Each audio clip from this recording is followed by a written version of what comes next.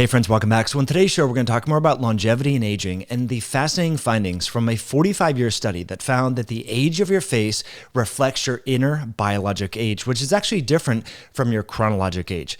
We've all met people who are 45 or 50 who sometimes look like they're in their early or mid 30s. We've also met people who are in their mid 40s that look like they're in their mid 50s. Now, why is that?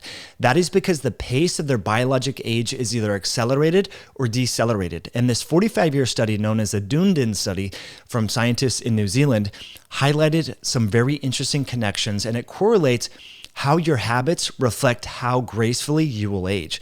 I think this image speaks 1,000 words here. You see two people who are 45 years of age chronologically, yet as you can tell by the shape and the age of their face, the pace of aging is different on the left versus the right, and that's reflected here in this graph. So this fascinating study actually correlated and tracked the pace of biologic age in chronologically identical individuals.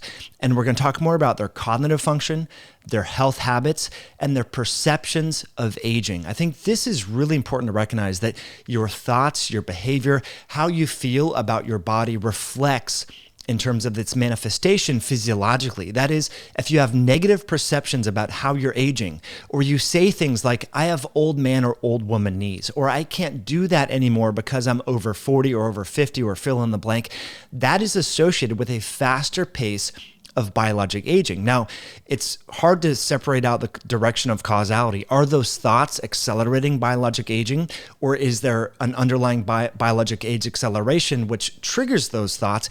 Either way, it's helpful to understand that this was strongly correlated with an acceleration of biologic age. So the first takeaway from this episode that I hope that you can come away with is using more positive framework about your perceptions of aging. So having negative perceptions about how you're aging is linked with accelerated biologic aging. And again, the study that we're going to talk about today is titled Disparities in the Pace of Biologic Aging Among Midlife Adults of the Same Chronological Age Have Implications for Future Frailty, Risk, and Policy. The scientists say people who are aging more rapidly than same-age peers in midlife may prematurely need support to sustain independence that are usually reserved for older adults. They go on to say at age 45, participants with faster pace of aging had more cognitive difficulties, signs of advanced brain aging, diminished sensory motor functions, older appearance, and more pessimistic perceptions of aging.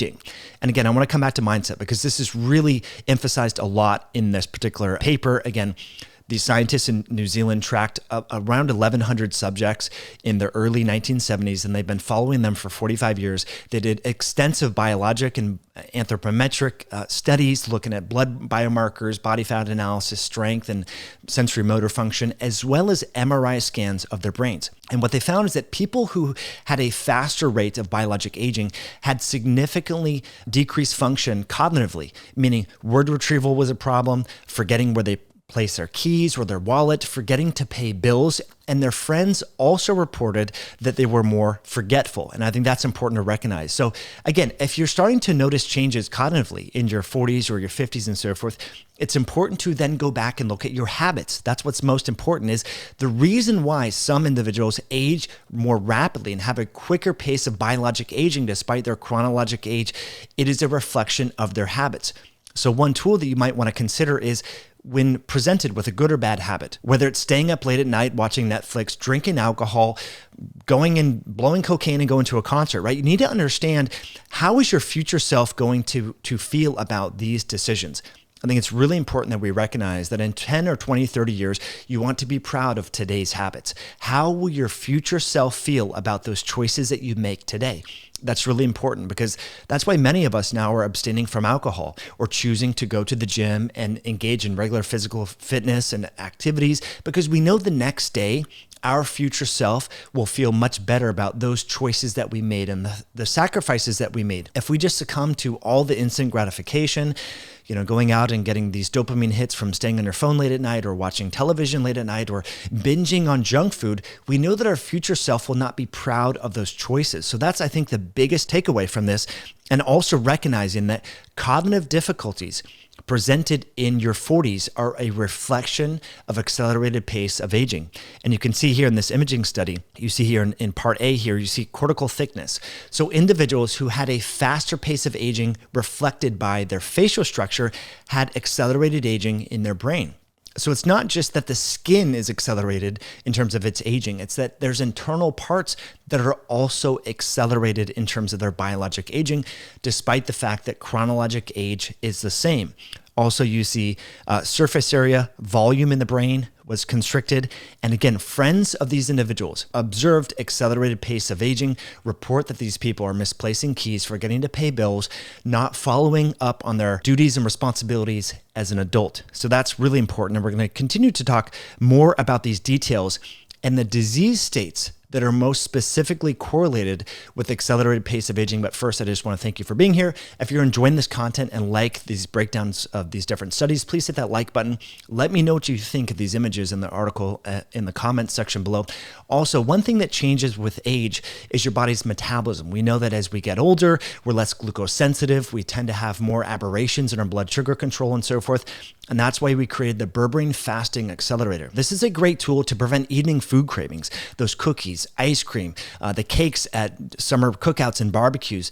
If you have trouble saying no to these different dessert items, which I know I do, I know a lot of people succumb to these at nights, you can try the berberine fasting accelerator in the evening to kickstart your fast. You're compressing your feeding window and avoiding these food cravings in the evening. 2 to 3 capsules, as has been reported by over 100 different customers on our website over at myoscience.com. This has been a great tool to help support your intermittent fasting lifestyle, to help support healthy glucose metabolism as you age. You can save over at myoscience.com. That's MYOXCIENCE.com. Myoscience with an X.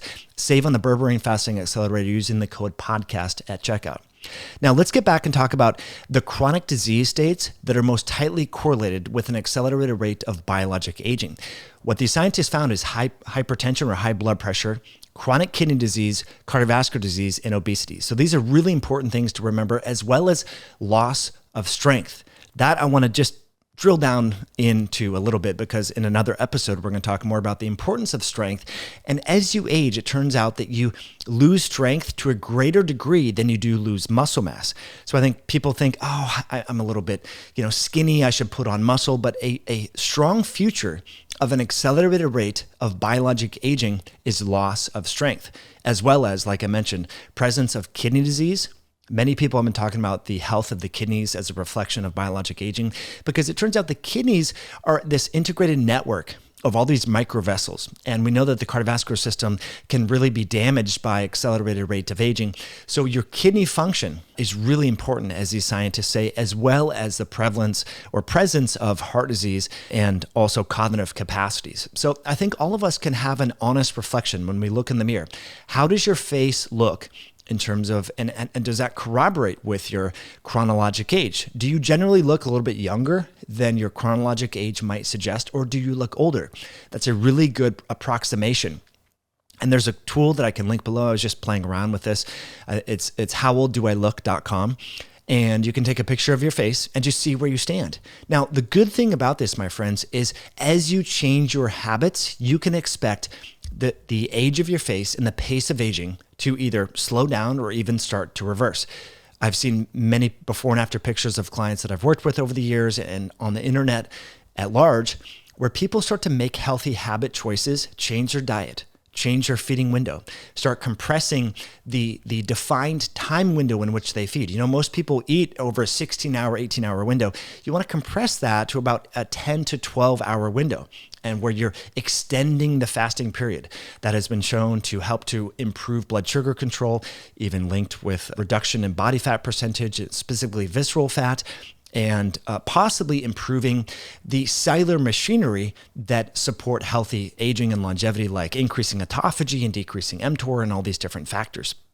So exercise, all these things come together to help you support biologic aging, which I think is really important. So the scientists say all individuals age chronologically at the same rate, but there is a marked variation in the rate of biologic aging. that is because of your habits. Now, genetics play a role here as well, but I think most of the evidence suggests that our habits influence the pace of biologic aging. And the pace of our age affects all these different organ systems. We've talked a lot about the brain, forgetting things, losing your keys, losing your wallet. I know people in their 30s who are losing stuff all the time, who forget to pay their bills, who forget to do all these things. And actually, oftentimes, they look much older than they actually are.